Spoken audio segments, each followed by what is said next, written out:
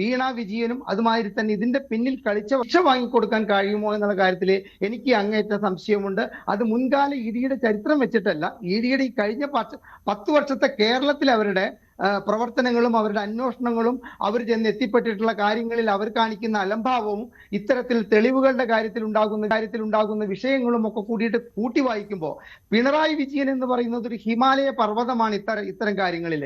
തന്റെ മകൾക്ക് നേരെ ഇഡിയുടെ ഈ അന്വേഷണം ചെന്ന് എത്തി നിന്നിട്ട് മകൾ ശിക്ഷിക്കപ്പെടുമെന്ന് പറഞ്ഞു കഴിഞ്ഞാൽ പിണറായി വിജയൻ എന്ന് പറയുന്ന വ്യക്തി ഏതറ്റം വരേക്കും പോകും. അവിടെയാണ് നമ്മൾ ADGP അജിത് കുമാർ 2 RSS നേതാക്കളെ കാണാൻ പോയിട്ടുള്ള കാര്യങ്ങളൊക്കെ ഇതൊക്കെ മുൻകൂട്ടി കണ്ടിട്ടാണോ ഇത്തരത്തിലുള്ള ചെയിനും ലിങ്കുകളൊക്കെ ഉണ്ടാക്കി വെച്ചിരിക്കുന്നത്? ഇത് 39 തവണ സുപ്രീം കോടതിയിലെ ഒരു ലാവലിൻ കേസ് മാറ്റിവെപ്പിക്കാനുള്ള കരുത്ത് പിണറായി വിജയൻ ഉണ്ടെങ്കിൽ ഈ കേസില് ഇപ്പൊ മുൻപോട്ട് പോയിക്കൊണ്ടിരിക്കുന്ന ഇഡിക്ക് എത്രത്തോളം ഇതൊക്കെ കൂട്ടിയിണക്കിക്കൊണ്ട് നാളെ വീണ വിജയനെ ഒരു ശിക്ഷിക്കത്തക്ക തോതിലുള്ള ഒരു കുറ്റപത്രം സമർപ്പിച്ചിട്ട് ഈ കേസിന്റെ ഗതി തിരിക്കാൻ പറ്റുമെന്ന കാര്യത്തിൽ എനിക്ക് അങ്ങേയറ്റം ആശങ്കയുണ്ട് മഞ്ജുഷ.